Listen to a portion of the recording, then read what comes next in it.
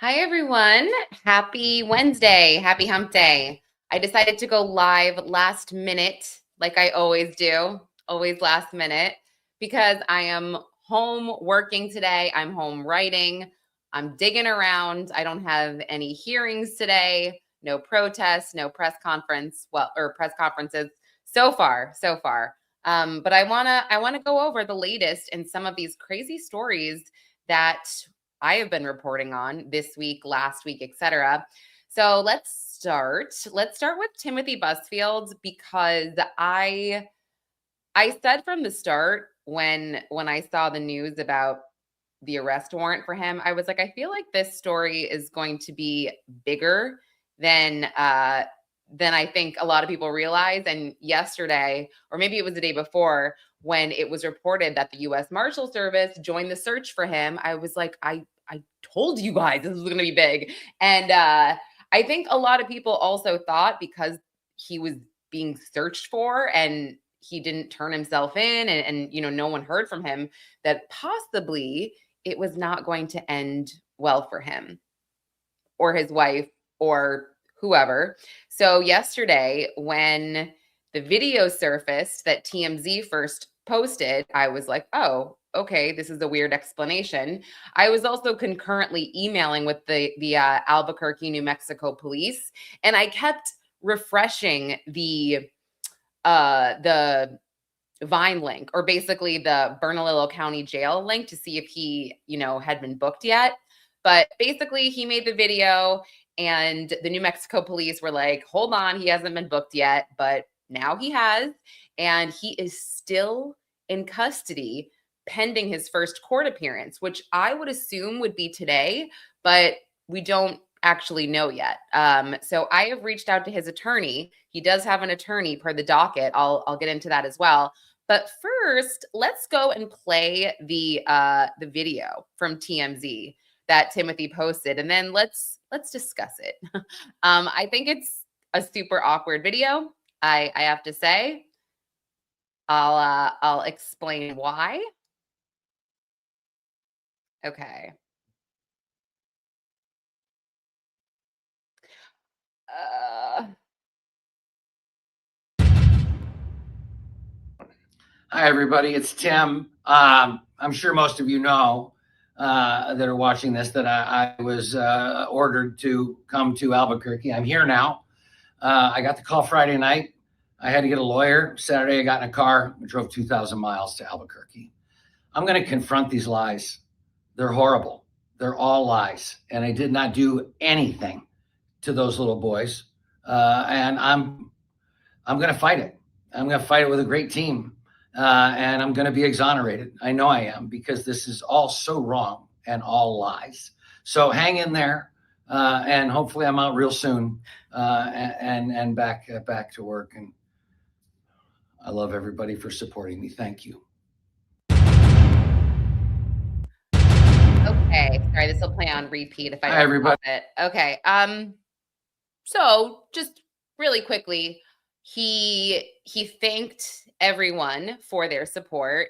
Hey, Princess, I'm so happy. I want you guys to chat. Can you please chat and interact here, because I feel like that helps me keep things moving at a solid pace. So thank you for chatting. All right, let's unpack this really quick. So yeah, he thanked everybody for their support. I haven't seen anyone support him publicly besides his wife, allegedly. So, per People magazine, they had reached out to her reps, and the reps, Melissa Gilbert's rep, said she stands by Timothy, but she has been advised by his attorneys not to speak. Fine. Okay. So, right now, she's the only one that I've seen publicly standing by him. I haven't seen one celebrity. I haven't seen, one fellow actor, director. I haven't seen anyone come to his defense and say, oh, no, he's a great guy. And I mean, maybe I missed something. If you guys have, let me know. And I also will say that he is innocent until proven guilty. But yeah, so one thing, that was the first thing. Yeah, he was thanking everybody for his support. And I was like, oh, maybe he has support that I am unaware of. Number two, I found it weird that he told us, the viewers, to hang in there. He's like, so hang in there. I'm like, okay, I'm hanging. What about you? And yeah, granted, he probably did this video on the fly, right? And sometimes you just say things. I, of all people, should know because I talk on the fly a lot. But I thought that was strange. I was like, okay, well, yeah, we'll hang in. And then the whole thing that he was like, well, I found out on Friday and I had to get a lawyer, and then I had to drive 2,000 miles all the way to New Mexico. You had to drive? Okay, there's no such thing as a phone. Once you got your attorney couldn't call the New Mexico police saying, "Hey, maybe you can have the U.S. Marshal Service stand down." Something doesn't really make sense there for me anyway, especially with new reports saying that the U.S. Marshal Service actually went and pretty much busted into his upstate New York home. So he has an apartment in New York City on the Upper West Side on West 74th Street. He also has a place in the Catskills, which is like 4 or 5 hours away from the city. He has a place in Michigan and I believe in Los Angeles. So driving 2,000 miles to New Mexico, I was thinking, okay, he probably came from either Michigan or Los Angeles, but don't know why you wouldn't take a flight. No idea. Or why you wouldn't have your attorneys call and say, no, please stand down. He's coming. So this is the new headline actually from TMZ. The feds busted inside the actor's home.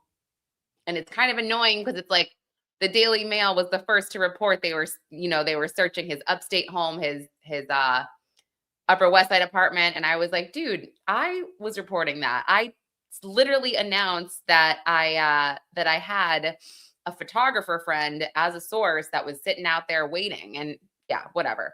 Let me see. He looks stressed and like he filmed that video himself. Yeah, totally. I agree. And I also want to point something else out. I mean, he knew he was turning himself in. We'll scroll down because they have his mugshot here. Let me see. Look at this mugshot. I mean, you would have thought, he's an actor, right? He's used to storytelling. He's a director. I mean, bro, comb your hair a little bit. I don't know. I feel like, yeah, his obviously his eye bags are way more relevant than they normally are. They're huge right here. I'm sure he hasn't slept if he's driving, all that way, 2,000 miles to New Mexico. But yeah, I found this to be interesting. He knew this photo would be plastered everywhere. I just would have thought he would have, I don't know. I don't know. Yeah, just do a little better maybe. But let's go to his docket. Actually, I'll just explain to you what I am seeing and what I this morning had written my report on. I will share this tab, not really a report, but a story that I filed earlier. So I opened up the docket this morning. I was trying to search for just information on him and possibly getting a lawyer. Let me go a little bit closer. Possibly getting a lawyer. And per the docket, he does have a lawyer that he entered. So the lawyer's name is Christopher Andrew Dodd, or Alan Dodd. I'm sorry, Alan Dodd. And he's a New Mexico-based criminal defense attorney. He represented I'll go down, the UFC fighter named John Jones. I don't know if you guys are familiar, but he represented John Jones. It was a high-profile misdemeanor case from a hit and run that apparently never happened because this attorney was able to get all of the charges dismissed against John Jones, or he got the prosecutors to drop the charges. And, they said that this woman set him up so she wouldn't get tapped for a drunk driving charge or something. But again, John Jones was totally vindicated. That's clearly what Dodd said. He was fully vindicated from these charges. So this guy is a high-profile defense attorney in New Mexico. And I think, in my opinion, that is definitely what Timothy Busfield needs in a case like this. Because, you won, but it's helpful in a state case, I feel like if you have an attorney that might be familiar with the courts, might be familiar with the judges, with the people in the courts, with how things work, as opposed to getting a high profile defense attorney that has no experience within those state courts at all. Now, that's not to say that that doesn't happen, right? Like we've got Karen Reed, who hired Alan Jackson from LA for a Boston court, but she also had David Yannetti, or I should say Dedham specifically. So David Yannetti, he was the local guy. He knew all the ins and outs of, the Norfolk County court system. He knew the judges. Alan did not. And I think we all saw that Judge Cannoni wasn't a huge fan of Alan Jackson, but he still did an incredible job. But I think you just really need those, those local guys to show you the ropes. So with that being said, Dodd would seemingly know the ropes of the Bernalillo County court systems and New Mexico. So I think that was probably a good choice for him.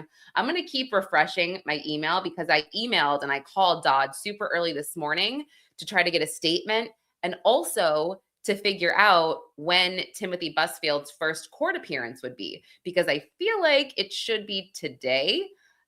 If anything, I mean, he surrendered yesterday. He was booked at 2:08 p.m. So they've, got to squeeze him in with the judge. And I'm sure he's got his lawyers working overtime to get this scheduled, because the docket says, I don't know if you can see it, but it basically says that he is to be remanded right here. Remanding defendant pending first appearance. So probably today. I also set up this. I'll share this tab. This is the Vine link. I'm obsessed with this whenever somebody gets booked. If you go to, what is this website? If you're not familiar, vinelink.com, you can search by state and you can pretty much, you don't even have to make a login or anything, but you can get alerts to see when the person is released. And, I think that this is a really good tool for someone, if you were in a domestic violence altercation or something like that, and let's say you get your boyfriend or your husband or your wife, girlfriend, you get them arrested, they're being detained, you can get an alert to see when they are released. So I have signed up for the text alerts to see when Timothy Busfield is released. So hopefully I'll either get that or I'll hear back from his attorney. Either way, I don't want to say I'm confused, but I would think that he's being arraigned today, and I'm not certain. Let me double check on this about how the New Mexico court systems work, if they have to actually kick this over to a grand jury for an indictment. Let me just see. Do you have to send arrest?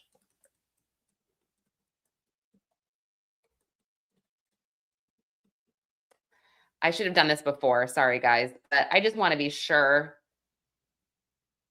Okay. All right. So it says not necessarily. New Mexico does allow two separate paths to a case. So this is what I'm thinking for. It wouldn't be, it would be an arraignment / bond hearing, sure, where he would enter a plea, guilty or not guilty. And then the prosecutors would say if they are seeking to detain him until his trial, which I would say no, but like this is also a 3rd degree felony.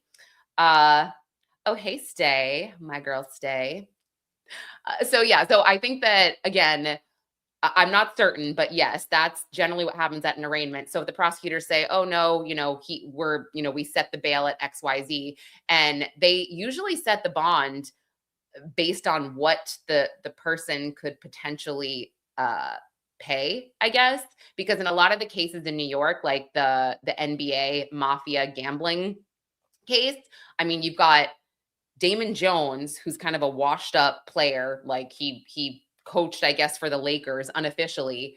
That guy put up, I think it was $200,000 or something like that. He put up his parents' house, okay, for his bond. And then you had Chauncey Billups, the Trailblazers coach who had to put up $5 million. So it's like, it's crazy. So I am assuming that yes, it would be something like that, but I'm not positive. So just going back. So in New Mexico allows two separate paths to bring felony charges. Prosecutors can choose to present the case to a grand jury, and the grand jury will either indict the defendant or decline, or there's just a preliminary hearing, which is actually the most common. So that's what could be happening today as well. It could just be the prosecutor who has already filed this criminal complaint that I've previously gone over. I can touch upon it as well. And then the judge will have to hold that prelim hearing to determine the probable cause. And then if probable cause is found, the case will move forward without a grand jury. So that could be what's happening. And then that will roll all into determining if he can be released or not. So for Timothy Busfield, in cases like Timothy Busfield, I am showing that it's very normal for these charges to proceed without a grand jury. And this is, I had a tool sort of pull similar cases, and it's saying, yes, in cases like Timothy Busfield, totally normal to just be filed without a grand jury, just going directly to the preliminary hearing. And that's also something that's very standard for cases in Bernalillo County. So that's kind of interesting. Let me see. It says the wife should be charged. You know, she knew her husband was a weirdo. You can't be that dumb.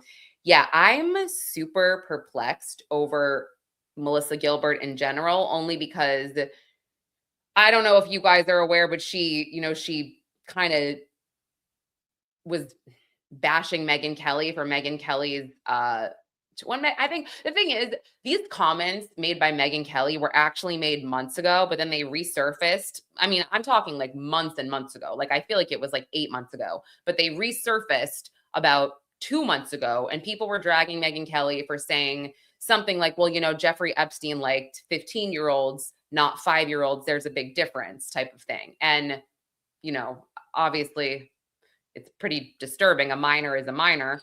But Melissa Gilbert put something out there and she's like, Megyn Kelly, you need to watch your words. And then after this happened, and I'm not laughing, but Megyn Kelly was like, oh yeah, I need to watch my words. Okay, so shame on you. You knew what your husband was. I mean, but what's crazy is in the probable cause affidavit, Melissa Gilbert admits that her and Busfield, or she and Timothy Busfield, were hanging out with these boys offset, these little boys and their family members. And she even said they bought them Christmas presents. I think that's a little strange to be hanging out with kids off the set of your show, even if it is with their family.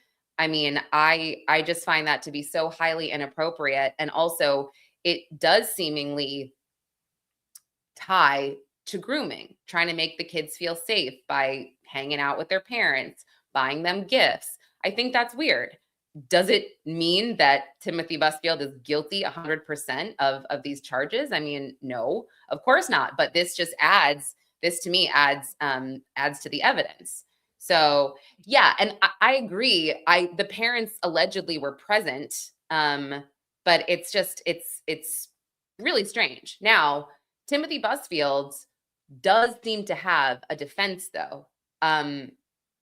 Totally has a defense, especially because there is an actress on the set who alleges that she heard the mother of these boys say something along the lines of that she would get her revenge on Timothy Busfield because her kid's contract wasn't re-upped for the next season. They were replaced.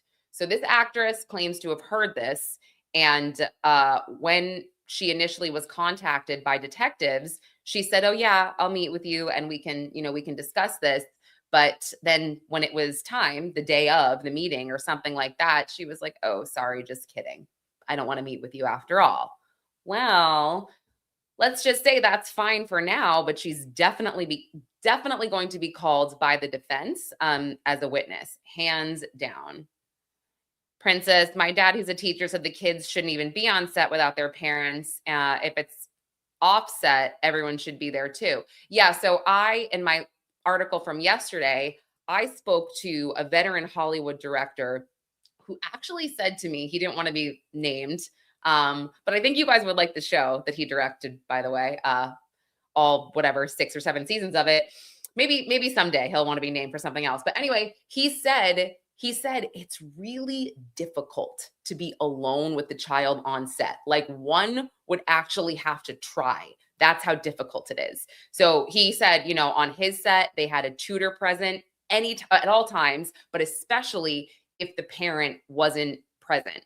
So I think, I think it's super important to know the laws of these sets.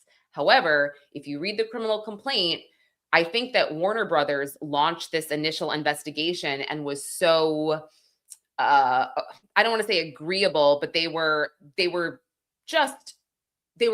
easy to work with. They worked very well with the investigators, and they launched their own investigation because there's a lot of info there that says, the teacher that was on set wasn't super present. They said that she was kind of hanging out in some other room and she left the kids alone, and she was also very old. So that's a bad look. And some of the makeup artists and other people on the set said that when they were sort of changing from scene to scene and it was just a hustle and bustle on set and everybody was rushing, that would be the time that Busfield would be able to be in like this bedroom, I guess, this set bedroom with the boys. And it was very brief. And it was one boy more than the other boy, allegedly. So the teacher also went into detail, though, the teacher that didn't really pay attention on the criminal complaint. She went into detail saying that this one boy that was sort of the focus of Busfield, allegedly, that he really changed. He came into the show being super happy-go-lucky, positive, and then sort of by the end of the season, he was withdrawn, he was depressed, and it was just awful. You know what? I want to contact, where is he? A child actor that I know, to see if he wants to join me for a minute on set. You guys might know him. His name is Michael Bauer. He played Donkey Lips on Salute Your Shorts. He's great. I'm going to text him right now because he actually has some great stories, and it's not necessarily about Salute Your Shorts, but it was about, his name was Brian Peck. Do you guys remember the Dark Side of Kids TV? Oh my gosh. Hold on. I'm doing a live stream. Let me see. He's probably like, what the hell? I always do this. I'm so last minute. I'm going to see. He's West Coast, so he should want to pop on and say hi, talking about TV sets and kids. Would love your insights. Yeah, so he's awesome. I should also reach out. I should reach out to Shaun Weiss as well. He was part of the Mighty Ducks franchise. He was Goldberg. I actually wanted to reach out to him about the that child actor that surfaced the other week that was like eaten out of the garbage and he had all these drug issues. What's his name? Tyler. I'm blanking on his name, but only because Shaun Weiss kind of went through all of that himself. And he actually was helping try to get this guy, Tyler, into a rehab facility. Hold on. I'm just going to send Michael this right here. I actually randomly, that's it. Yes. From Ned's Declassified. What is it? If Greenland named itself Epstein Island, Trump wouldn't talk about it anymore. Okay. I don't know where that came from, but maybe we can go into Epstein a little bit later. No problem. But yeah, let me see what Michael says. Also, I have so many random child actor contacts. I really do. I should honestly, I should have brought them on here. You know what? Let me just start texting them right now. Did you guys ever watch Heavyweights as a kid? Actually, Shaun Weiss was also in Heavyweights, but the guy Aaron Schwartz, he played Gerald Garner. I should give him a a shout. Yeah, he's great. From The Sandlot. Can text him maybe. Actually, yeah, I do a lot of crime and a lot of criminal cases. He had a horrible tragedy happen to him. His mother was red rummed by her boyfriend, and basically, yeah had to go be a witness at his mom's red rum trial. So that's totally crazy. I mean, his name is Marty, but where is he? All right, let's see if Michael gets back to me for now. So let's go back to, let me just go back to Busfield's. I know it's so sad. Let me go back to Busfield. I'm going to check the docket one more time to make sure that I haven't missed anything so far. Okay. I'm refreshing it. Oh, I hate when this happens. I got timed out. Let's refresh it one more time. Okay, Busfield, Timothy. I really do wonder why he drove. It is weird because let me see. Nope. Nothing yet. It is weird because if you get pulled over, you'd automatically get arrested, and I feel like that would actually be worse. Do you think he was taking the time to, I don't want to say get rid of evidence, because I don't necessarily know what evidence would be. And also nobody's, or allegedly was supposed to be raiding his home at that point. So I do wonder about that, like why he took so long. But yeah, so okay. Does anyone, let me see, does anyone probably wanted to make himself look more haggard? Yeah, no, it totally could be that. It absolutely could be that. Oh, they also pushed back an episode of Law and Order he was supposed to star in this Thursday. So the episode was called, actually, I wonder what it was about. What if it was about, it was called Corrosive. Episode details, Law and Order. I don't know if we know what it was about, but here's the Timothy Busfield played the judge in this. I'm showing it because I was like, what if he played like a predator and they were like, we have to, yeah. No, they're pushing the episode back or shelving it. We don't actually know yet. He just played a judge. I don't know if the judge has like a real big part in this. Let's see if there's any sort of summary. It doesn't look like it. Interesting. Yeah, no. Has he been the judge in Law and Order before? I have no idea. I told this story the other day on a live if you were with me, but I actually, when I was a waitress and a hostess at a Manhattan restaurant bar, I think it was like, this was probably 2004 or 5. He came to the restaurant and he lives on West 71st or West 74th Street. This was on East 79th Street. So he was doing something on the Upper East Side. And I waited on him and I went up to him and I'm like, oh, this guy looks so familiar. And I was so stupid. I was such a dumb ass, like, I don't even know, like 19-year-old, who knows? But I was like, were you the guy in Rookie of the Year? And he's like, he was so nice, like super nice. And clearly I was too old for him. No, I'm just kidding. That's a bad thing to say.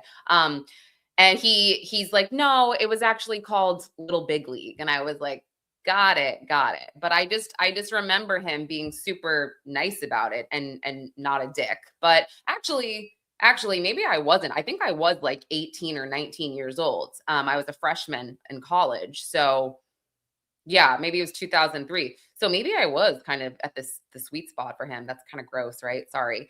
Because there was another allegation that he touched a 17-year-old on the set of Little Big League. She was an extra or something. I know, right? Thank you. That's literally how I sounded those days. I literally was like, excuse me. I'm like so stupid. I think that, yeah, no, I'm just kidding. Trust me, you did not want to know me when I was 19 years old. But again, point was he was pretty kind about it.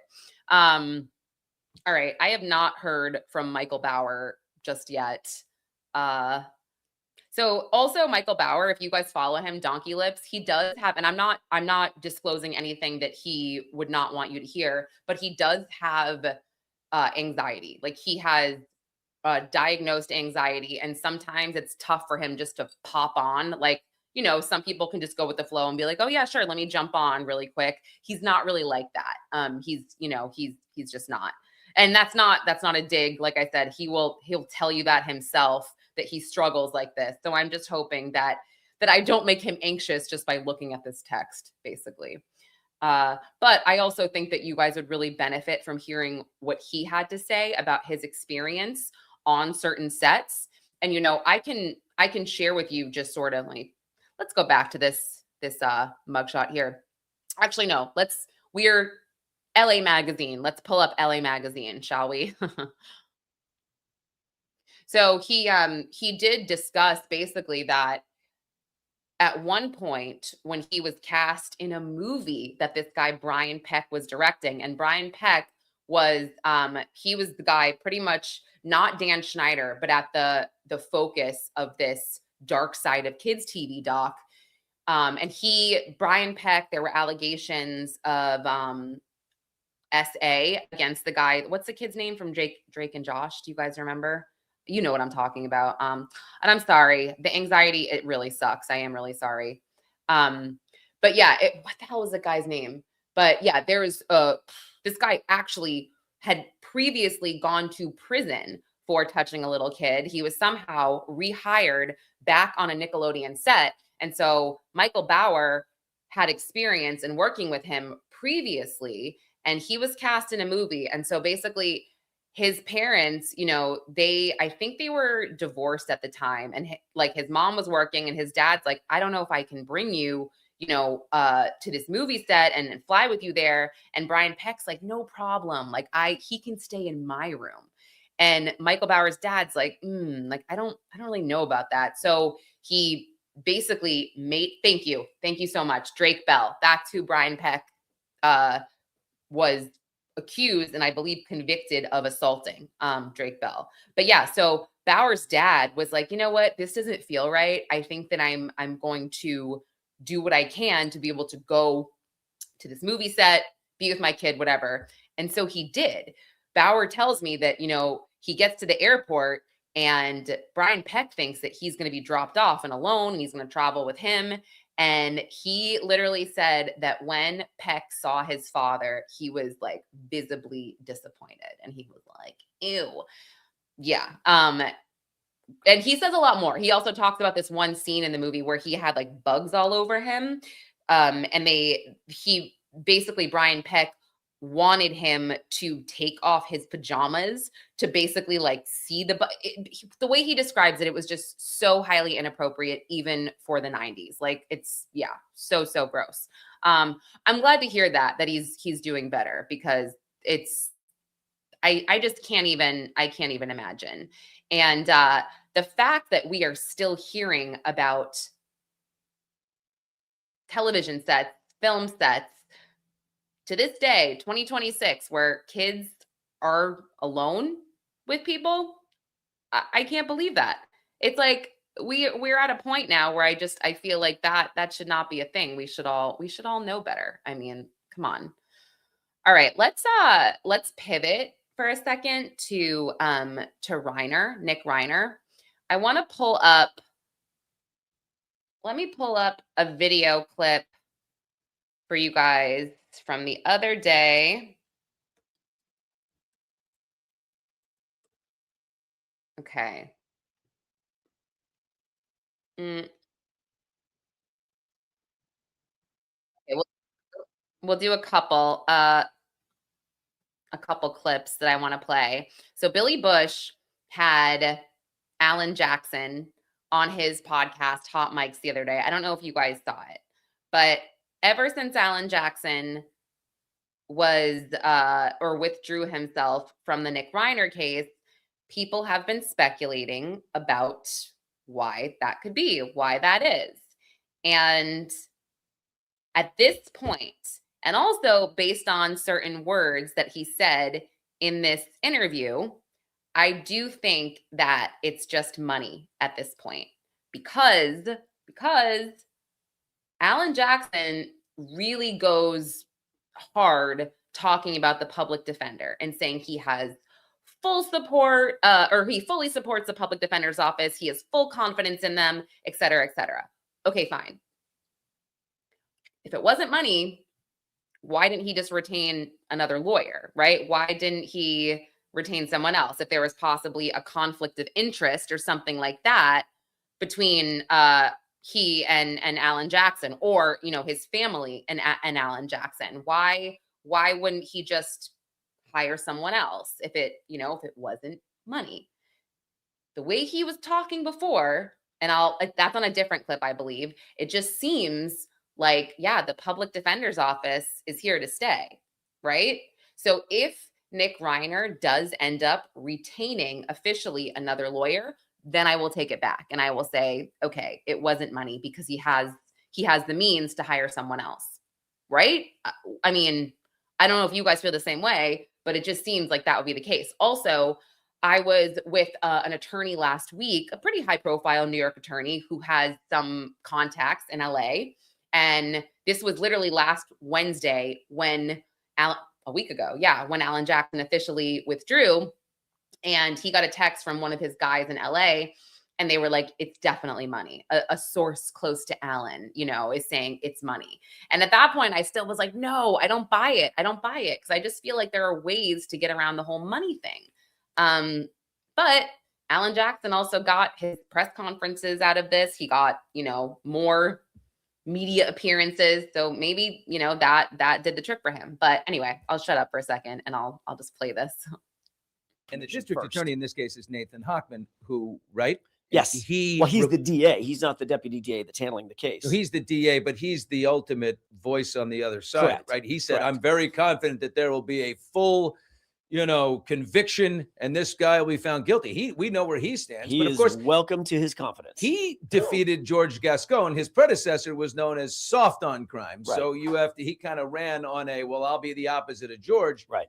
Mm-hmm. So he's going to be, which is for you, it's going to be like, okay, he's got to prove himself on every front, but he's a serious guy. We have respect for Nathan. Sure. But he's sort of laid out that he is confident there will be a full conviction. So Kimberly Green is the public defender who's now running the case. Right. But either if it's you or her, you're still up against the DA who wants a conviction.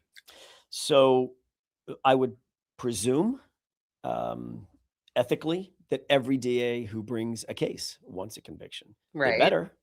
They better think that they have the evidence to prove beyond a reasonable doubt to 12 independent thinkers that so-and-so is guilty of such and such. They better, otherwise it's unethical. It's an unethical prosecution from the beginning. So he and Nathan and his deputies can believe what they want. I don't fault them for that. Okay. I believe that at the end of the day, that's why we have trials. Okay. Let me go to the other clip. I mean, that was interesting. And it's also like, yeah, it's so true, where it's like, why are we all surprised that Nathan Hochman is like, yeah, like I believe we're getting conviction. Obviously he has to say that. I mean, that's his job. It's like what Alan said. It's like he wouldn't bring a case forth. It would be unethical if he didn't believe that he could secure a conviction. Here's another one. Do you feel like you're not on the case, but do you feel like you would have won it? Oh, I don't think I saw this one. I'll reflect back on what I said at the press conference after a thorough review of you the had evidence. 3 weeks of intense work Correct. with your team. So you did at least the legwork. You were the filings, subpoenas, you've got all this important background work. Mm-hmm. Yep. Because that's the guy. That's the energy I saw on the staircase. Right. Outside of court. I mean, I saw a that's guy what who we was do. pissed off because I got this. I know you. Right. I can feel like that. I got this. Right. Well, I'll just reflect back What? to my statements Awkward. and the attitude that you saw. Every one of my team members, our shoulders were back, our chins were up. Every one of my team members and I feel exactly the same way. So, yeah. I remember what you said. This is where it stands. But, look, it's like It's only been a month since the horrific Did you hear his thigh? death of Rob Jackson? and Michelle. Things happen very quickly. Right. You're on the job like right away. You throw yourself into it. Imagine the emotion for the family, like what they're going through, the brother, the sister. Devastating. They don't know they've lost their parents, yet they love their brother. They don't know that's chaotic. I can't imagine that it's settled down. It's only been a month, and it was just so deeply emotional. Okay. And I don't want to. to. Said that's where it stands now. I mean, who knows? Okay, this is the one I wanted you guys to hear. Okay, pay close attention to his body language, to the way he speaks about this, to the way he kind of calls out Billy Bush, because he doesn't want, misinformation, or I guess information to be twisted. But I found this to be helpful in just clarifying why I do believe it is money this time.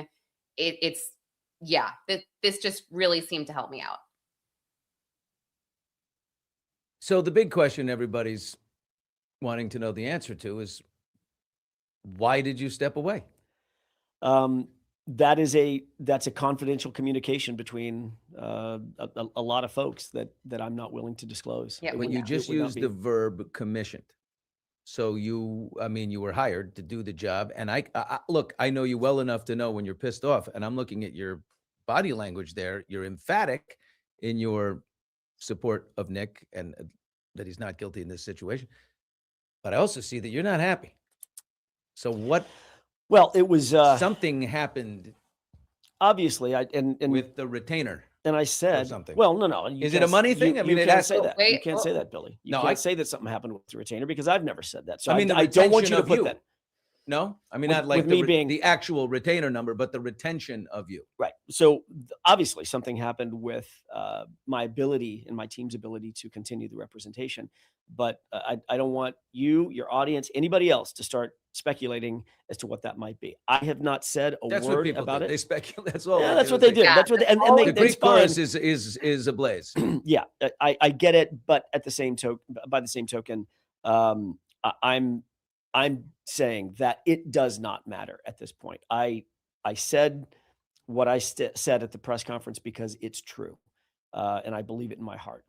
And I also said that my team and I remain and will remain completely committed to the best interests of Nick Reiner, and that's also true, and that's not going to change. But I'm not going to get into the specifics of why it was necessary for me to. I want you to hear the whole withdraw. thing, but Is there any chance that you could rejoin the case, or is the ship 100% sailed? The withdrawal is in the books. The court has relieved me of his counsel, and that's where it stands moving forward. okay, that was a non-answer. That was basically like the court withdrew me, right? Because you requested the withdrawal. Okay, so the fact that he is saying that he remains committed, also he remains committed, he remains confident in the public defender's office, that also tells me that he's there for the public defender's office should they need him. He kind of helped pass everything off. They were in the judge's chambers before. Like, he knew that this was happening. And again, if the Reiners were going to retain another lawyer for Nick, I do feel like possibly that would have come out, or they would have been working on that previously, knowing that Alan Jackson's fees, or what Dizzy said. This is a really good point. The experts. Dizzy pointed out that possibly Alan Jackson was looking at, and Dizzy, you didn't say this, I'm just kind of explaining it this way, looking at a list of experts and saying, we need this guy, we need that guy. This guy costs XYZ. I mean, dude, I don't know if you guys watched the Cardi B civil trial, but the plastic surgeon that I think the accuser had like one appointment with, she had him testify in court on her behalf, and that dude charged like $2,000 an hour. Like, because he basically is like, oh yeah, if I'm in court, I'm missing XYZ, whatever, $2,000 an hour. That's wild. He was on the stand for like half the day. So Oh, you watched the whole, okay. Right. That's interesting. And it totally could be the case. And obviously public defenders, they won't use most likely the same caliber of experts, right? But we don't know that. So that's another great point. But I feel like the Reiner family also, they may have seen his legal bills, which I'm assuming would be upwards of $15 million or so when all is said and done, experts, whatever. And they were just like, well, maybe, he's gonna be in a padded room or behind bars. So maybe we'll just, forfeit this attorney and use a public defender's office if we are hearing from people that this office is decent, and this office has tried cases like this in the past. So that's sort of where I'm standing with it right now. But again, something could come out where he is retaining another lawyer. I don't know. And I texted Garagos this morning to see if I could call him, but I think he's very busy with the case right now. So I didn't hear back from him, but if I do, I will call him immediately and ask for an update or his take on everything. Yeah, so that's the other thing. If you watched the TMZ documentary about Nick Reiner, something super interesting that Harvey points out is the fact, and also, I think this was one of the more recent episodes of Two Angry Men. Mark had said, I just don't think that Nick is mentally competent to stand trial. And Harvey, this is weeks ago, he just was like, no, he's going to enter the not guilty by insanity plea. Well, you can't even enter that plea if you are obviously found to be just incompetent, because you have to be able to assist in your own defense as a defendant. And if you cannot, then you cannot stand trial. So there is a very good chance here that Nick can't even assist in his own defense.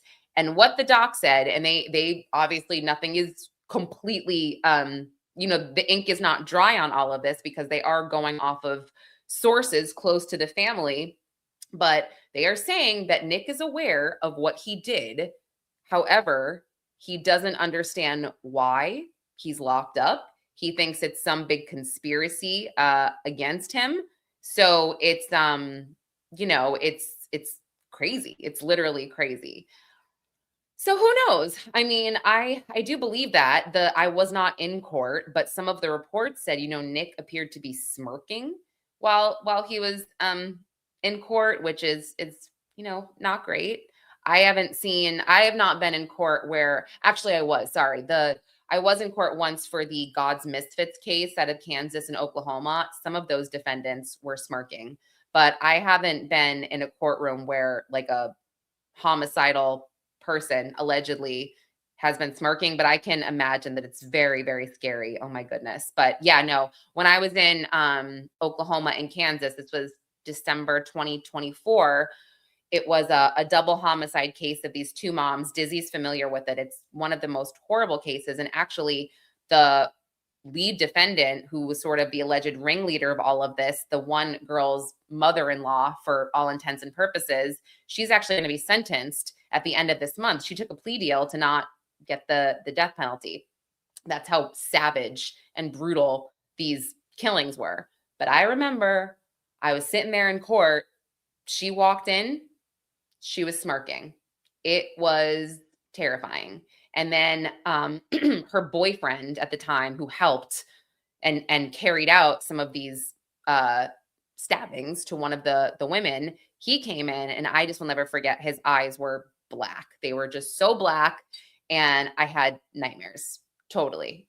Total nightmares. It was horrible. So yeah, I can imagine that seeing Nick would have just been very chilling. And also some of the photos, like the sketch artist photos of him, they show him looking really, really sickly almost. Like he's like hunched over, and he just appears to be like super gaunt. It's just, yeah, it definitely was a bit scary. So yeah, so that is what we know thus far on Nick Reiner. His third continued arraignment will be held in February. So yeah, and yeah, Jacqueline, it was really scary. So I was sent a video that I was kind of scared to open. I couldn't really open it on my phone, and I was like, okay, I'm gonna wait. I like to do things live, I guess. Like I like to make, obviously, if you guys are here for a lot of these live streams, I like to make phone calls live. I like to dig into things live. But I was sent a video from a source, somebody, a never before seen video, they said, about that David is in. David, well, let me just take Alan Jackson down. David is the singer who, a 14-year-old girl, Celeste D4vd, her body was found in the frunk of his Tesla in September, and he has not been charged. He has not been seen. He has not been heard from since the discovery of her body. He canceled his tours. He postponed his release album, or his Wither Deluxe album. You know what? Let me just make a banner.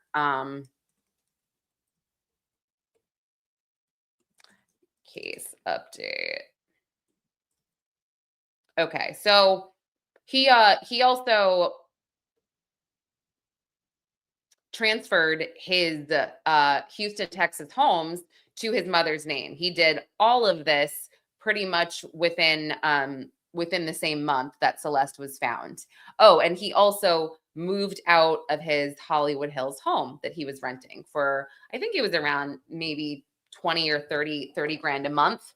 But somebody sent me a video, and again, I could not open it on my phone. They said it was a never before seen video of David, and I was going to try to open it on this live stream to see if I could download it. So he pulled it, or he basically says it shows David and Rob, which I'm assuming is Robert Morgenthroth, or his manager at what is the company? I'm Interscope. So it's them at a school, he says. A school. So now I saw it and I was like, I'm very interested in this. I don't usually like this is something that I wouldn't necessarily put in an article. I wouldn't file it. Thank you, Morgenroth. I had such a hard time with that. I wouldn't necessarily put this in an article per se, but I am very curious about it. I am very, very curious. So let's try to download it, shall we? It's compressed. It is okay. Okay. Oh, I got it. All right. Let's see what this is. I don't know. I wonder if I can. It's somebody's screen recording. Let me see if I can video file. Here we go.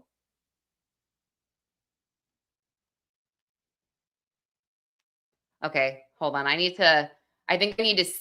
downloaded it, but I think I have to save it to a place that's like, or at least, all right, share. So bad, Dizzy, I need you to help me. I really need you. Sorry. I'm like, Dizzy. Okay, here we go. I can save it on my desktop. All right. No, I know this, and listen, this could be nothing. Like, I don't know, but I will always, if you guys ever want to send tips, you ever want to send videos, please. Oh my gosh. And thank you for saying you love my ring. Can I just tell you something about this ring, which looks like a very big diamond, and it is, but it's not what you think. It's lab grown. I got married like 14 years ago. And my husband, I bought myself this lab grown diamond. I shouldn't even be saying this. This is horrible. Sorry, I'm going to get to the video. Sorry. I'll tell you after. But anyway, point is, I wanted just like a nice, big, shiny ring. I don't know, like, just let me have something, let me freaking have something. And so lab grown diamonds are significantly cheaper. I took this to a jeweler and he's like, looks good to me, the clarity, the cut, whatever. So, yeah. But let me pull up. Let's see. Yeah, no filter. I know. I'm like, my husband's like, really? You bought yourself a ring? That's really offensive. I'm like, I'm sorry. Okay. Let's do the video file. All right, here we go. Guys, I have no idea what to expect. Hold on. I'm going to try to, sorry. This was sent to me from a source. I know, sorry, Dizzy. I probably put him in timeout. I don't even know. I've never seen so many like weirdos jump on here that I've never seen before. So yeah, so crazy. Okay. Let me just, I can't even zoom. Oh, wait, can I zoom on this? Maximize. Oh, now I'm gone. All right, let's just play it. I have no, he said it's David and Rob, which again, I'm assuming is Robert Morgan Roth at a school. Let's play it. About free center tickets to a high school. Kids are super smart. Apparently, the past 5 schools been like these artsy schools that got like super cool electives or whatnot. That's my fans, I guess. They better fight. Get the I will love Me and that. Know what I'm saying? Make sure you me on the ground one little well. Y'all better hurry up. If they start fighting, the police gonna start macing. What is this? I will run into the street right now. Go to the library. Hi, we love you. In the back of my mind, you died, and I didn't even cry.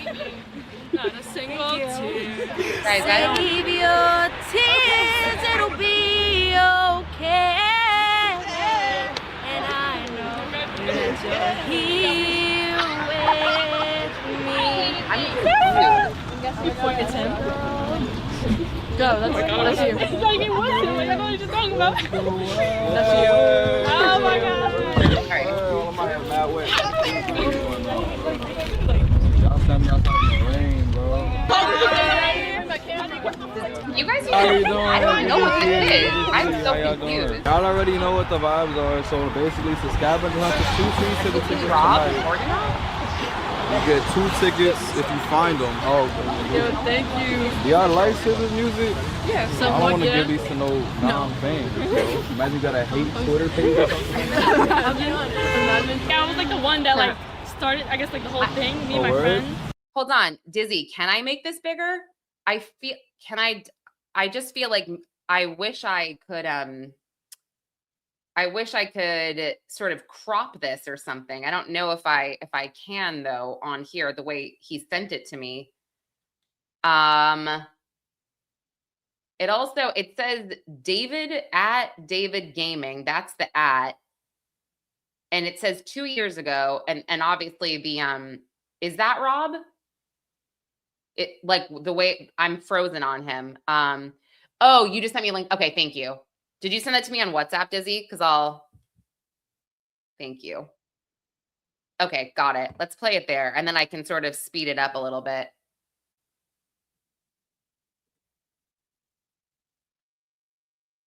Okay. Oh, so this is David's, yeah, so weird. All right, let's put it on 1.5 for now. Let's remove this. Thanks for being patient. And Dizzy, thank you. Rob is in the green long sleeves. Okay, got it. Let me just remove. Okay. David almost gets maced in Baltimore. I'll make it. There we go.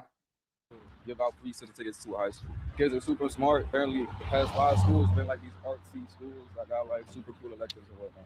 That's my fans, I guess. The school held a contest. Okay. Have you guys seen this before? Anyone? Me and that. Know what I'm saying? Make sure you me on the ground one little well. Y'all better hurry up. If they start fighting, the police gonna start macing. I will run into the street right now. Okay. Hi, we love you. In the back of my mind, you died, and I didn't even cry. Not a single tear. Okay. Saw that. Save your tears, it'll be okay. And I know that you're here with me. It's him. Go, that's you. It's not even one. I know what you're talking about. That's you. Oh my god.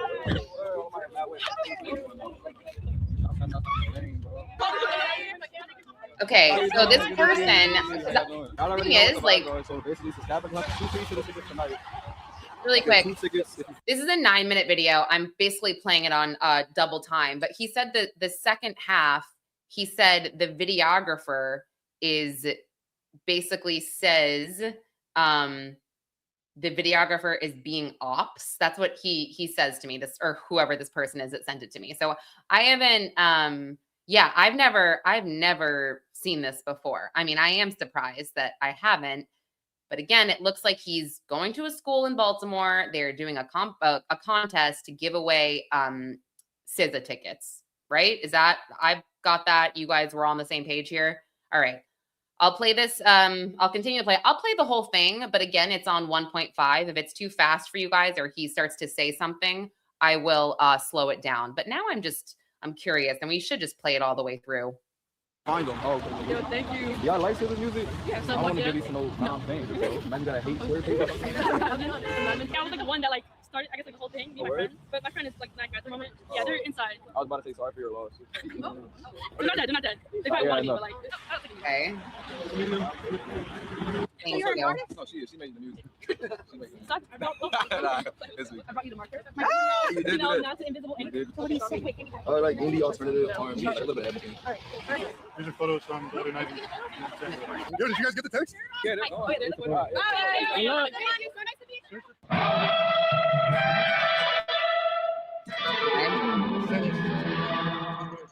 Not him, bro. I try every day, but I still haven't achieved himness. It's not. Okay, so this is the stuff I don't necessarily care about, but No, bro. No. I don't know. No, I don't know. Leave me alone, bro. Whoa. No, I said, shout out to Rex. Shout out to Rex. How's the new mic? New mic is cool, but the mic is very cool. Wait, are his teeth always like that? Jeez.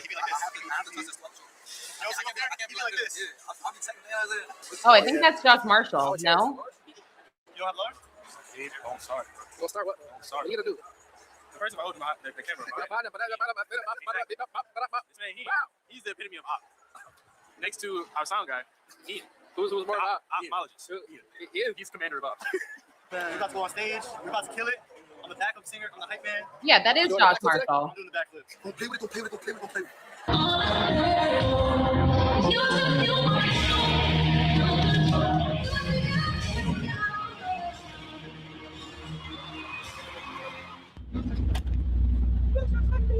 Where did Robert go?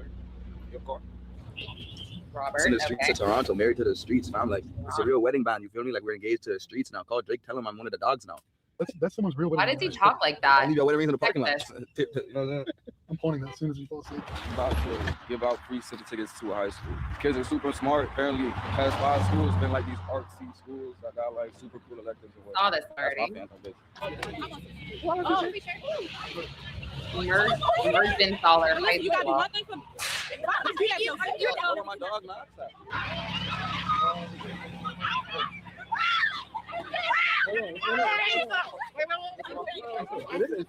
This is murder. I'm trying to give you a free SZA tickets for the show tonight. There's something to say. Wait, faded, bro. Oh, who about to fight?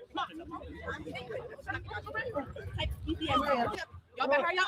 They start fighting. I mean, this could be a story, by the way, depending. But like, as of right now, I'm kind of thinking video resurfaces of David hanging out at a high school. I mean, it's obviously a little bit more nuanced than that. He's not exactly lurking at a high school. He has a purpose of being there. And if this is 2 years ago, he's still an adult. He's 18.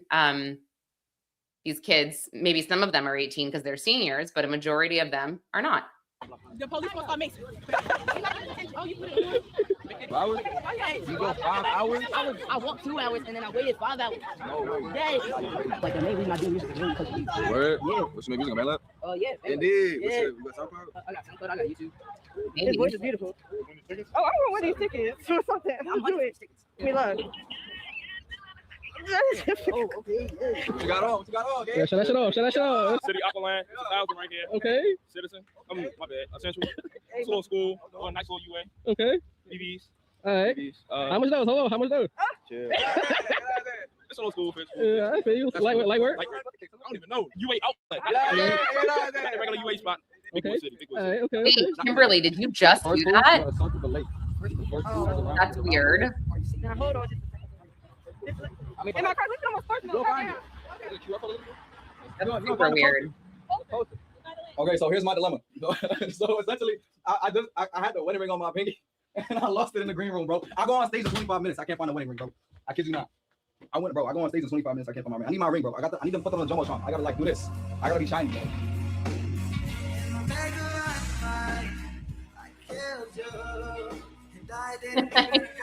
I was thinking the same thing. Sorry. Sorry to be rude. I was thinking this. Do I love you? I hate you.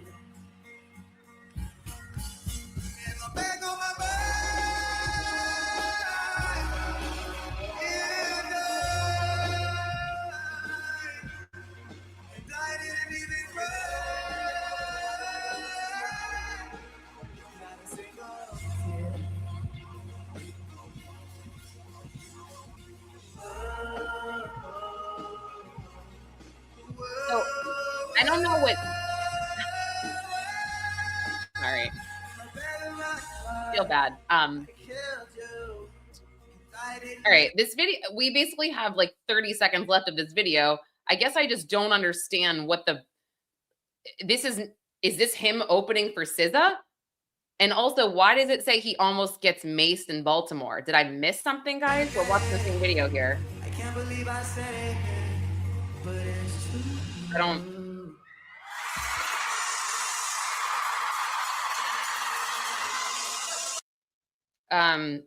What? Like, I just need to go back for a second to the beginning. Why does it say that? Smart. Apparently, the past 5 schools been like these artsy schools that got like super cool electives and whatnot. That's my fans on this. Where is he almost getting maced? I will love this. He has to fight. Oh. Me and that. Not saying, make sure you on the ground one little well. Y'all better hurry up. If they start fighting, the police will come in. Okay, there we go. So that wasn't a thing. So if they start fighting, the police are going to start macing. Okay. Wait. So that is a super interesting. Well, okay. Okay. I want to pull up David here. If there's an image of him talking to a teenager, that would be a really great. Yeah. Is that? No, that's not him. Let's see. He's like behind. Oh, there he is. Oh, crap. Okay. Just get the text. Yeah, they're going. All right. Yeah, so Robert Morgenthroth, he basically was reportedly on the stand in front of the grand jury for about 3 days, 3 days worth of testimony, which is a super long time. And he reportedly was the real day-to-day guy with David on the ground. He was the tour manager, etc. And when Josh Marshall's name was brought up and he was accused of maybe knowing certain things about Celeste and David, and it, I had a whole thing where I slid into his DMs on TikTok because of something that was told to me by Steve Fisher on a live stream, actually. And somebody repeated that information on TikTok, but it was like a game of telephone where she didn't really have all the facts correct. And Josh Marshall commented on her TikTok. And I was like, what? He's not spoken out at all. And now he's commenting on a TikTok. That's where you first speak out. I was shocked. And I just, I was like, this is weird. But the TikTok, I did some diligence. It was definitely him. I just wanted to confirm. So I slid because I was going to file a story about it. And he wrote me back immediately. And he was basically like, well, first of all, anything I say in this DM, you cannot print it. Like, I'm basically here just to tell you that, yes, that was me that commented on that girl's TikTok. And I am denying everything that anybody has said. And that's when he said, I barely have any day-to-day communications with David. He said he lives with his wife and his kids in a totally different state. However, the house is under his name, the house that is rented to David. So I think that with that, and just the fact that at the time, many people believed that he was David's only manager, everybody was kind of calling BS on that. They were like, well, I just feel like any music manager, they have a lot more communication with their client than this guy is saying. But then when we heard about Robert Morgenroth and him being on the stand, etc., I think for me, I was like, okay, that makes sense, what Josh Marshall said. But then seeing something like this, you know, Josh isn't necessarily at the school, but he is backstage at this concert, which is in Baltimore, I believe. There was another arena that they showed as well. I didn't catch that, but yeah, I mean, that's kind of interesting, I guess. I think it's just the whole thing, like nobody would really think twice about this video before Celeste. Right? Do you guys agree? I don't think it would be a thing. But now we're seeing him with minors, and for the most part, I feel like they might feel safe. They might feel okay with this because he's most likely 18. He's only a year older than him at the time, right? I mean, and let's just not trying to help the guy out at all, but you know, in high school, I mean, you know, I was 17. I think I dated a junior or a senior who was 18. Like, you're not really being called a pedo for that stuff, in my opinion. So I don't know. Is this a story? It could be. I got to watch the video, I think, or I got to throw it into an app to transcribe it, get everything that they're saying, and then I can decide if this is worthy and if I can scope out anything else from this video. I'm curious. Also, I'll just sort of reiterate something that was brought up last week that I had filed a story on, and that was basically Garagos surmising that the grand jury was hearing from different forensic experts that the DA's office had hired. And I say this because one of the reasons it's believed that the case is in front of a grand jury right now is because the LAPD and the Emmys office, they are just at odds. And I have a feeling the Emmys office didn't really give the LAPD and the DA's office everything they were looking for in terms of autopsy, cause of death. You know, I have a feeling it's most likely the initial ruling was probably deferred.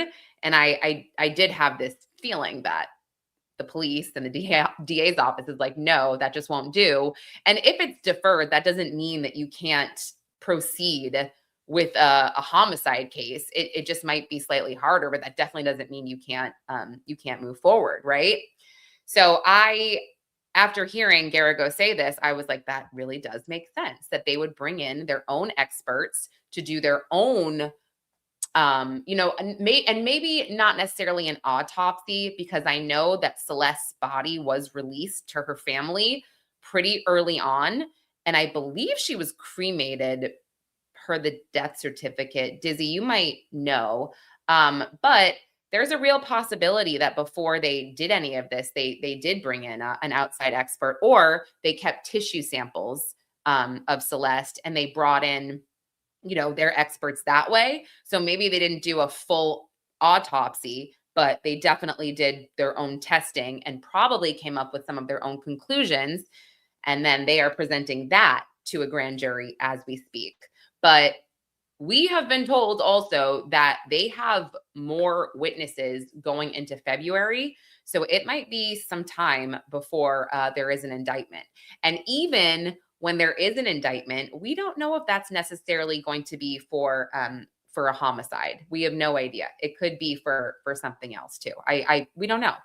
So yeah, I always just like to touch upon this case because I hate the fact that it's just moving so slowly, even though I understand 100%, I understand, but it drives me crazy. It drives me so crazy that this little girl was missing, you know, and when she came home, nobody told authorities otherwise. It feels like this little girl, Celeste, was able to kind of come and go as she pleased. She stayed with a cousin, I believe, at one point. And keep in mind, guys, she's 14 years old and younger when she's doing this, when she's, you know, not at home. I know that every household is different. So I'm not trying to like sit here and I hate when we don't have all the information and we place so much blame on parents and this and that. And I'm sure that, yes, when all of the facts come out, there most likely is a lot of blame that will be placed on the parents, but or the mother, whatever. But right now, we don't know enough. But yeah, it's concerning. It's very concerning. So we will continue to follow that case, of course, and I will look at this video. I will transcribe it and see if I can get any any details. Okay, so if she was buried, yeah, I didn't really see any reports on getting her body exhumed, so to speak, right? So I don't think that they would have done that, but yeah, I think that it's very possible tissue samples, etc., testing could be done externally. And I agree with you. Everyone failed Celeste. Everyone agreed wholeheartedly. And thank you for this. Yeah, it's awful. I'm also, I shouldn't say I'm surprised, but because they're minors, but it is interesting that none of her friends have really come forward as well. I think there was like one kid that kind of dated her or had gym class with her or something like that. Or he described that was like the last time he saw her. And his mom was right there for the interview. He's pretty much the only one I've seen so far. Oh, and this is also, sorry, I just thought of this case too, the Anna Kepner case. It's crazy that no one's been charged there. Also, they're really, really trying to get that evidence together. So crazy. Yeah, I mean, again, like her mother belongs in jail too. I just don't know enough about her mom. I know what I have read online. I have not spoken to her mother personally. I just don't know all the details. So yeah. Let me see if there is anything else that I wanted to go over. A press event for Bigfoot. Oh, there's a new musical for Bigfoot. I just got this email. Is that going to be good? A Bigfoot musical? Oh, it's off Broadway. I have not heard of this. Okay, I'm gonna be perfectly honest. Why would anyone want to see a Bigfoot musical that's not 7 years old? I don't know. All right, I'll remove this. Is anybody paying attention to the au pair double homicide? I know Dizzy is, or the Brendan Banfield homicide that is tied to his affair with this au pair. That is a crazy case that I was very closely following last year, and I have been listening to the trial just as I work. Oh my gosh, that is so twisted. And if that is not a Lifetime movie, I will be very shocked, very shocked. One thing that drives me crazy, I just want to show you this. And I know they don't mean any harm by it. I know that. But let me show you. This drives me nuts. Looking for it. Sorry. You'll see what I mean in a second. Okay.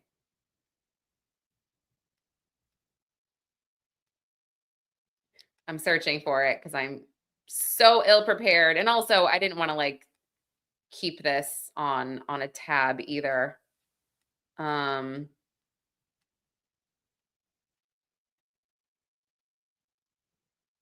it. Where the hell is it? Okay, I screenshotted it, so I'll just show you. But okay. Again, I know that court TV doesn't mean anything by this at all, but we're talking about someone's life, right, being ended in a horrific manner, okay? We're talking about someone being stabbed by the man that they love, that they had a child with, that they said, I do. I mean, so this is the thumbnail for court TV. This is the wife in the middle. And I remember this photo of her because it was a selfie that she took of herself on Halloween. She's dressed up on Halloween.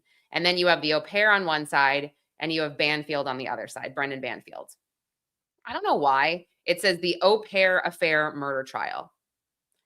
I get that. This is what we do now. I mean, but I don't know why the thumbnail drives me crazy.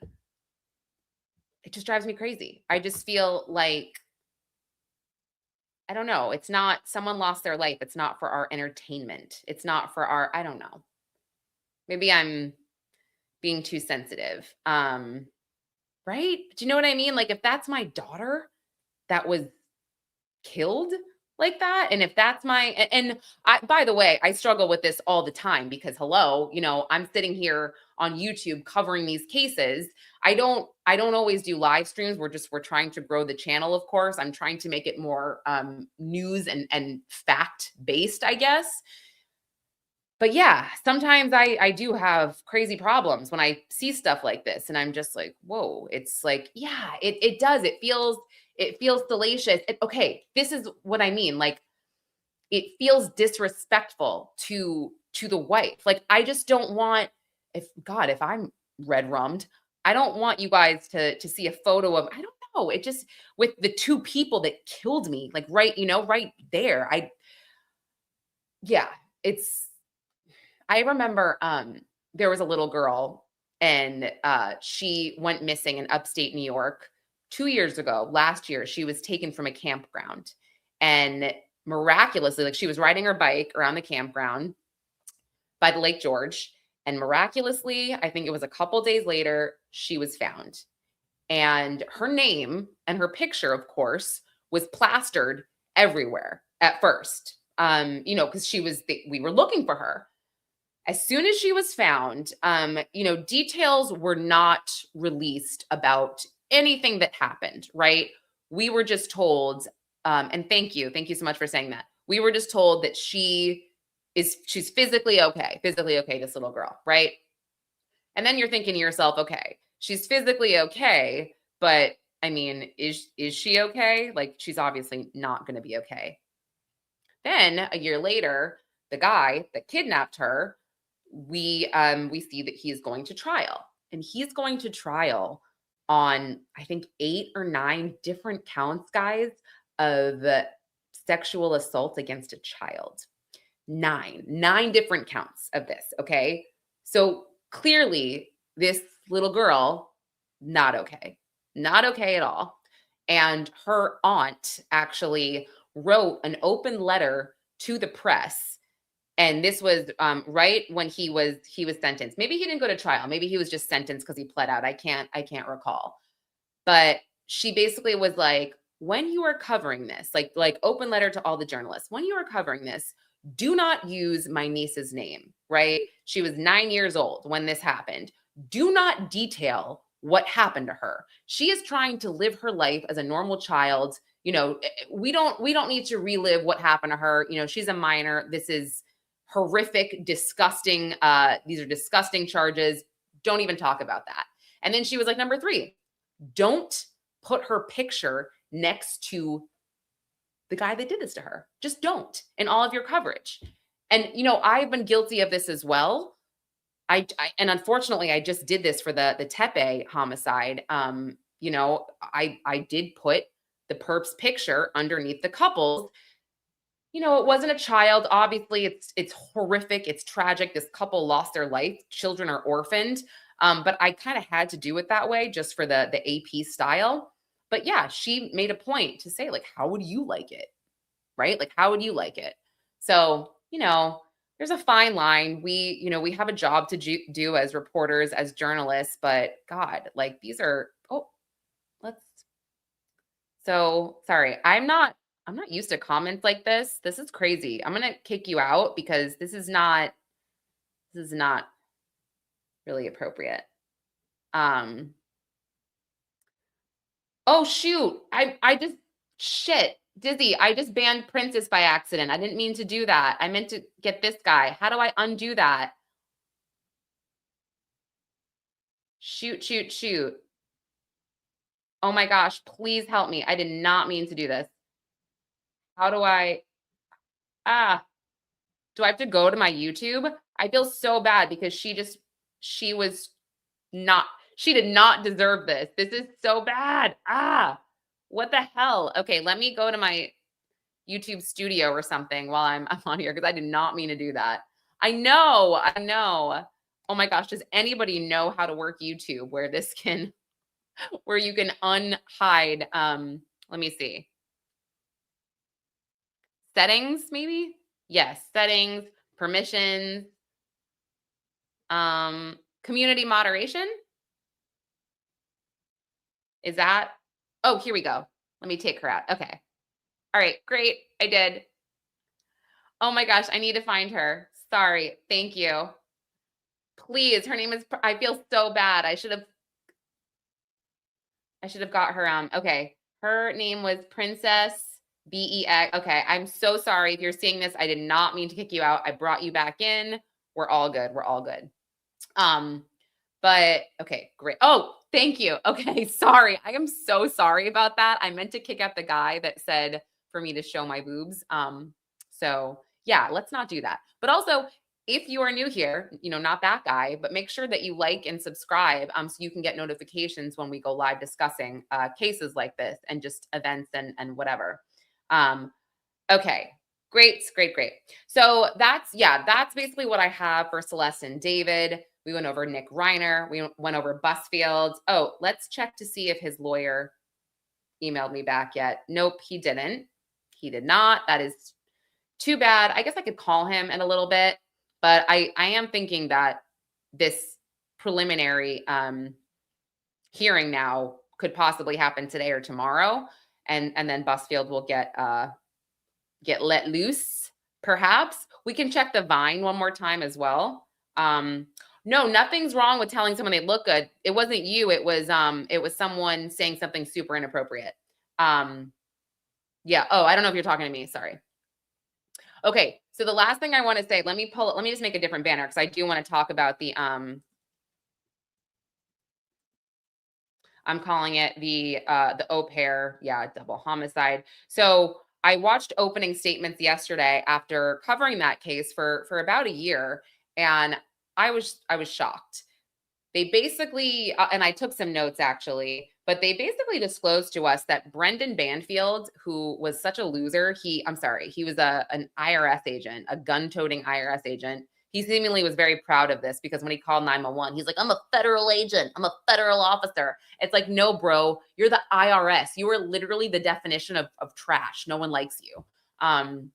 So he basically told the au pair, the Brazilian au pair, who's 22 years old, I believe, or something like that, maybe a little bit older. But apparently they just started sleeping together. And it wasn't a romantic relationship beyond just like sex.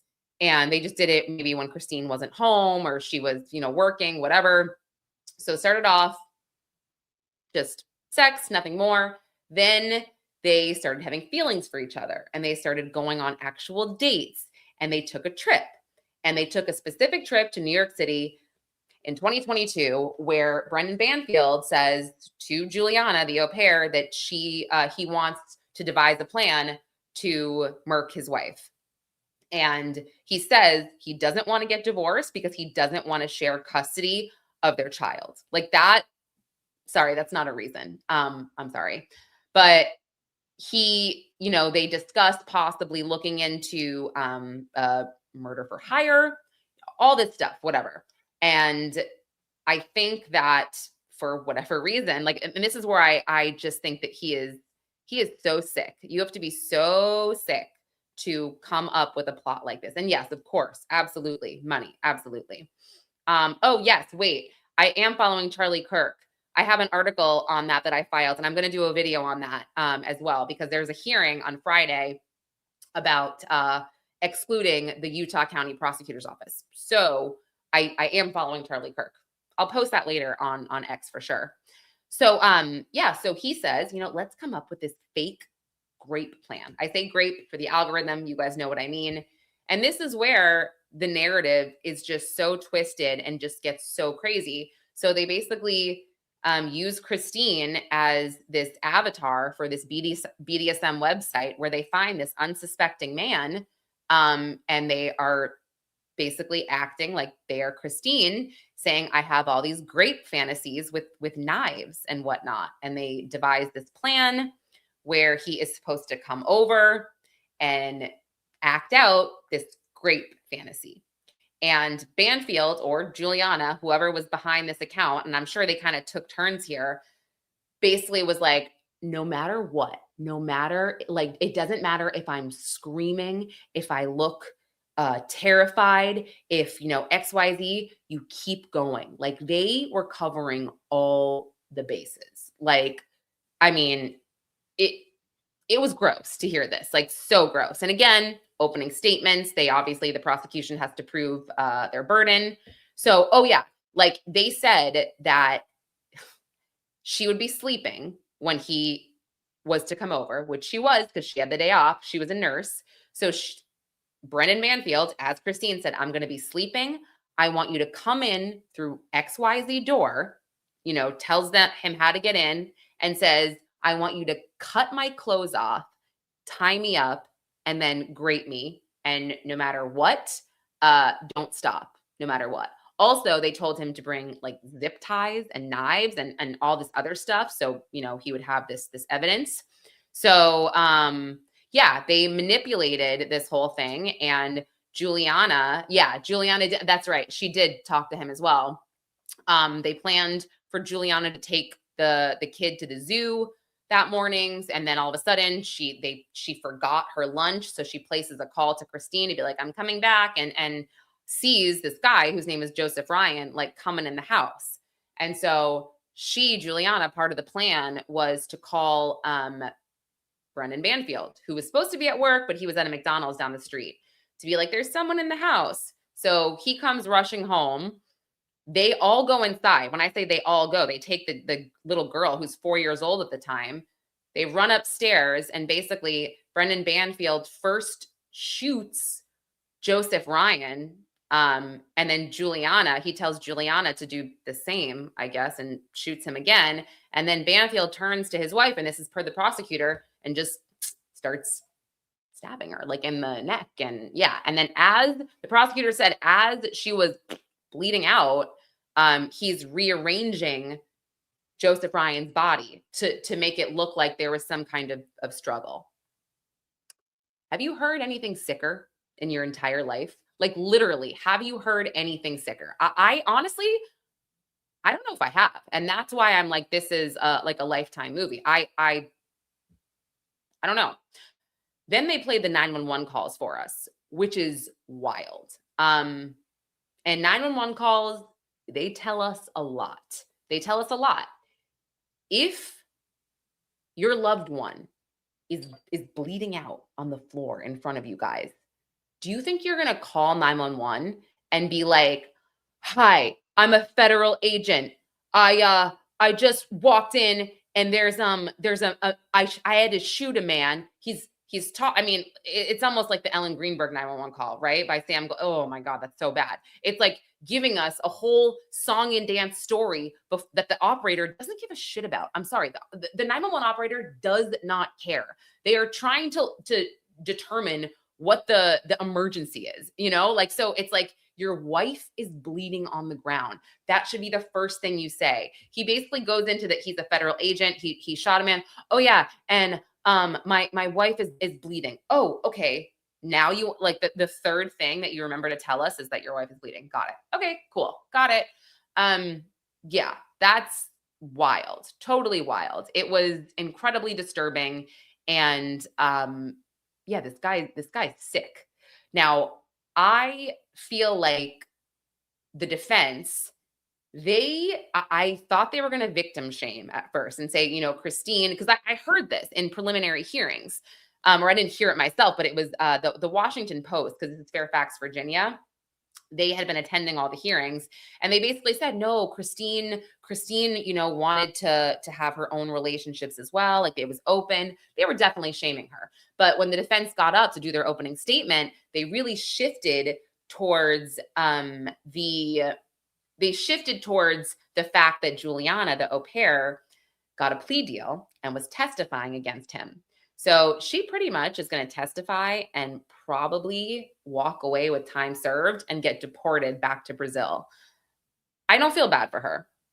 I don't care that they have said she was manipulated, that she was, I mean, yes, we can make really dumb decisions in our 20s, but guys, I'm talking about dating the wrong guy or dating the wrong girl. Oh, I was so in love with him. I shouldn't have dated him.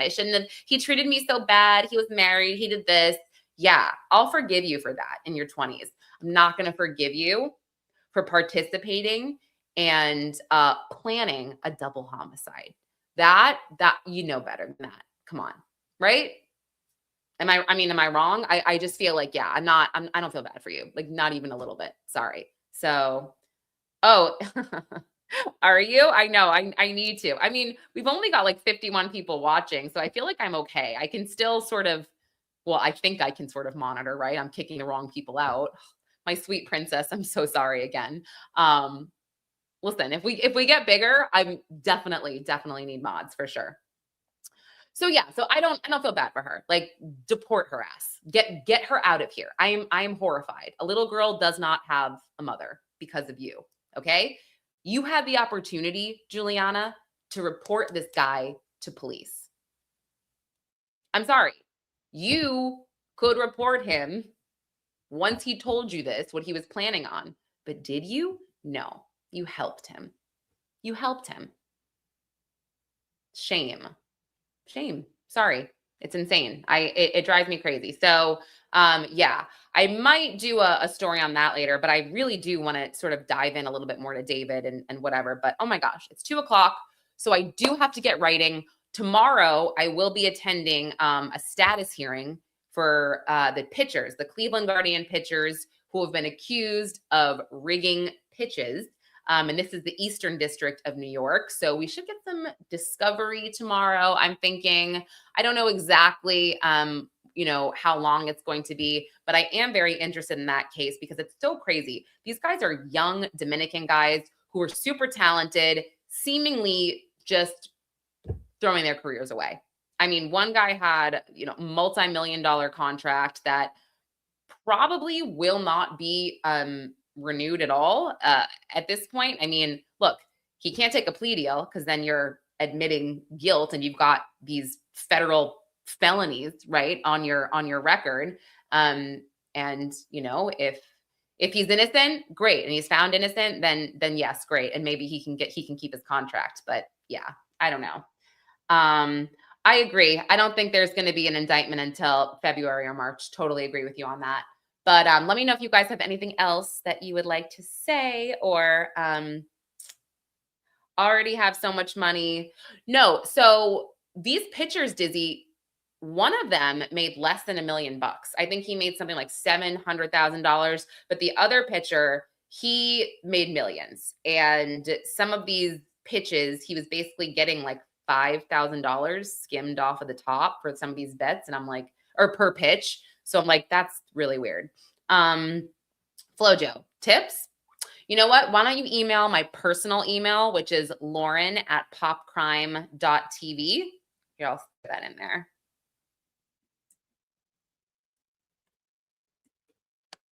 Yeah, that's me right there. And sorry, I have this new obsession. I know, now I'm just talking, with blood oranges. They look like grapefruits, but they're not. They're so good, you guys. I swear. I'm acting like I discovered or I invented blood oranges, but lately I don't know what it is. It's not even summer and I'm in New York. It's not even like, in season or anything, but yeah, I'm obsessed with them. Great. Got in my teeth now. Yeah, but they're so good right now. I'm like, oh my gosh. All right. Let me just double check. Anything else I missed? Because I literally cannot believe that it's freaking, 2:00.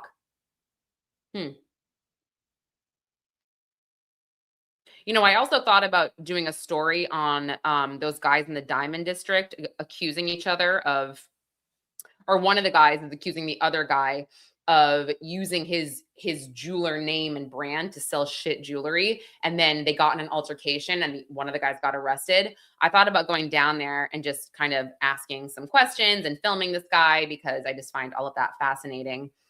All right. I guess nothing, because I didn't miss anything too much. All right, guys, subscribe, like, do everything. Yeah, everything. This channel, we're trying to grow it. Usually I have Garagos or I have a really smart attorney on with me, or sometimes you just get me. So anyway, thanks for listening and watching. And yeah, tell your friends and make sure you go to lamag.com later for news stories. Follow me on X. I'm Conlin_Lauren. And don't forget to follow LA Mag, which is just at LA Mag. All right, guys. Thank you. Bye.